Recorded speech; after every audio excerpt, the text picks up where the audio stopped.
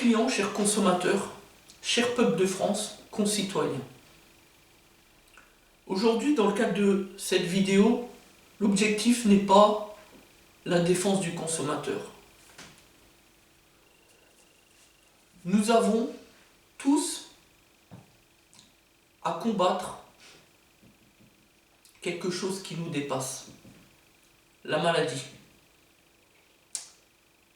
Vous le savez, j'invente rien, ça s'appelle le coronavirus. Aujourd'hui, mon message, c'est avant tout un message de solidarité, d'entraide. Et j'en appelle, dans ce sens, aux responsabilités de chacun d'entre nous, chacun d'entre vous. Écoutons les mesures qu'il fallait prendre, qui ont été prises par le président et ses ministères. Aujourd'hui, il ne faut pas entrer dans la polémique, mais simplement faire les choses qui ont été demandées tout en haut, au plus haut de l'État, pour abolir, absoudre ce virus qui peut tuer, qui fait tant de mal. Et je ne veux surtout pas voir des gens entrer dans la polémique, comme ça a été le cas tout à fait récemment, au sein d'une vidéo. Vous savez, je pense que vous le savez de quelle vidéo il s'agit, qui tourne, qui a fait plus de 100 000 vues, qui a fait plus de 100 000 partages, et qui tourne sans cesse sur YouTube, sur Facebook, et qui a été construite par quelqu'un qui prétend avoir une équipe, qui aurait travaillé d'arrache-pied, etc., et qui va même jusqu'à venir dire que c'est la France qui a inventé le virus du coronavirus, le fameux Covid-19. Voyez-vous cela? Alors, pour donner de la force à son documentaire, il vient nous raconter qu'il a enquêté, etc., qu'il a des documents qu'on va pouvoir lire, qu'on va pouvoir voir de nos propres yeux, etc. Voilà. Tout ce qu'il dit est faux, erroné, et c'est surtout fallacieux. D'ailleurs, quand on fouille un peu, quand on enquête sur lui, sur l'auteur de cette vidéo, on s'aperçoit qu'il s'agit ni plus ni moins, encore une fois, d'un gilet jaune, d'un manifestant, c'est-à-dire un spécialiste de la rancune, un spécialiste de la polémique et de la remise en cause de tout et n'importe quoi, y compris du gouvernement, des forces de l'ordre, du président de la République. C'est toujours la même chose avec ces gens-là.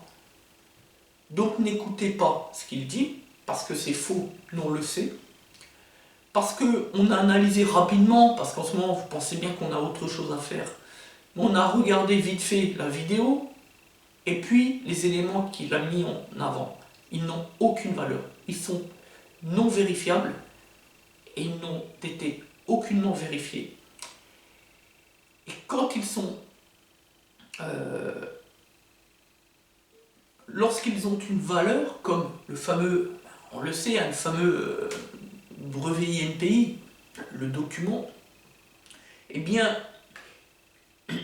quand ils ont une valeur, comme ce brevet, eh bien, ce prétendu gilet jaune, finalement, n'a même pas l'intelligence de comprendre ce qu'il raconte, de comprendre, d'interpréter les documents qu'il a entre les mains. C'est dire son niveau d'intelligence et de compétence. Voilà. Alors, la vidéo qu'il colporte, son contenu, tout est infondé, n'a aucune force probante, rien du tout, aucune valeur juridique. Donc n'entrez pas dans le piège de cette polémique, n'entrez pas là-dedans. Je vous l'assure, faites-nous confiance. C'est que dalle. La France n'a pas construit ce virus, rien du tout. D'ailleurs, il met en avant un virus qui aurait été inventé il y a quelques années auparavant. C'est faux. Des coronavirus, il en existe une dizaine. Et celui d'aujourd'hui n'a absolument rien à voir avec celui d'époque dont il fait valoir quelques éléments au cadre de sa vidéo. C'est dire son incompétence profonde et totale à l'avoir réalisé, c'est tout. Fin de l'histoire. Alors, mon message premier, avant le second, qui est d'informer sur la situation des consommateurs vis-à-vis de leurs garagistes, va à l'endroit de toutes ces victimes, de tous les proches que l'on a pu perdre à cause de ce virus, de cette maladie. Voilà, c'est un message de solidarité, d'entraide et de soutien. Voilà. Évidemment, je veux aussi apporter tout mon soutien aux entrepreneurs, aux salariés qui sont dans la difficulté à cause de leurs entreprises qui ont dû fermer porte, qui sont donc au chômage partiel et sans visibilité pour l'avenir, parce qu'on ne sait pas combien de temps ça va durer. Pour les entrepreneurs individuels, sont les plus fragiles, il faut bien le dire. Là encore, ça va être difficile pour eux. Pour les entreprises qui ont déjà fermé, eh bien, c'est un cauchemar, on le sait. Pour nous, c'est pas bien mieux, même si, effectivement, on est toujours autorisé à travailler, mais on ne sait pas pour combien de temps. Et nous avons à subir tout de même la crise, cette crise. C'est normal. On ne s'en plaint pas, on n'a pas le droit de se plaindre, puisqu'on peut, malgré tout, continuer, poursuivre notre activité professionnelle. Et c'est là que je veux en venir. À l'information juridique. Vous avez une attestation de déplacement dérogatoire qui a été mise en place par décret suite à l'arrêté du 16 mars, vous le savez. Donc l'attestation, la voilà, la voici. Faites pas attention à l'entête de notre établissement. Vous avez simplement à remplir nom, prénom, adresse, voilà, toute votre immatriculation personnelle finalement. En dessous, vous avez 5 cases. On a effectivement eu comme réticence de nos clients, de nos consommateurs, on l'a ressenti puisque les appels, les contacts téléphoniques que nous avons eus récemment, cette semaine, nous l'ont confirmé. Les gens ont peur de se déplacer chez leur garagiste. C'est pour ça qu'on fait cette vidéo, c'est pour vous expliquer que vous ne risquez absolument aucune sanction, que le fait de se rendre chez le garagiste fait partie eh bien, tout simplement des besoins de première nécessité, comme pour se rendre chez le boucher, se rendre dans son magasin, sur la question du gros alimentaire, ou sur son lieu de travail, sur la question du trajet professionnel. Voilà. D'ailleurs, la liste, comme vous pouvez le constater, la liste est disponible sur gouvernement.fr. Donc, il faut cacher la deuxième case, c'est tout, il n'y a rien d'autre à faire. Deuxième case, vous pouvez effectivement constater qu'il est indiqué déplacement pour effectuer des achats de première nécessité dans les établissements autorisés. Entre parenthèses, la liste disponible sur gouvernement.fr. Vous allez voir effectivement que tous les organes d'entretien et réparation automobile après-vente sont autorisés, donc nous sommes autorisés. Donc vous pouvez finalement vous rendre chez nous ou comme auprès de l'un de nos confrères, bien évidemment. Voilà, pour les questions de dépollution moteur, dont nous sommes leaders, pour les questions d'entretien ou de réparation automobile. Voilà. Même si nous fonctionnons au ralenti, parce que un certain nombre de nos grands fournisseurs ont été contraints de fermer pour des raisons évidemment de sérieux, parce que là on parle quand même de milliers de salariés. Donc le but, c'est la précaution sanitaire, de ne pas mettre en danger l'ensemble des salariés des plateformes constitutifs de nos fournisseurs. C'est pour ça qu'ils ont fermé. Voilà. Mais nous pouvons poursuivre l'activité. Alors, un dernier mot sur notre établissement. Nous avons mis en œuvre toutes les précautions d'usage depuis plus d'1 mois, mais surtout depuis 1 semaine, avec au pied de guerre, une information préalable sur les préconisations que nous voulons que vous respectiez. C'est important. Ainsi, vous avez une double information à l'extérieur et une au niveau interne de nos locaux. Donc on vous demande tout simplement de respecter des éléments de bon sens. Voilà. Tout est indiqué sur nos informations. Nous Pour ce qui nous concerne, on a tout mis en œuvre parce qu'on fait passer l'intérêt et la sécurité de nos clients avant nos intérêts personnels et professionnels, bien évidemment. Ainsi, entre chaque passage de client, nos véhicules sont désinfectés systématiquement. Tous les éléments de nos locaux, externes et internes, susceptibles d'être touchés ou même effleurés par nos clients, sont systématiquement désinfectés après chaque passage de ces derniers.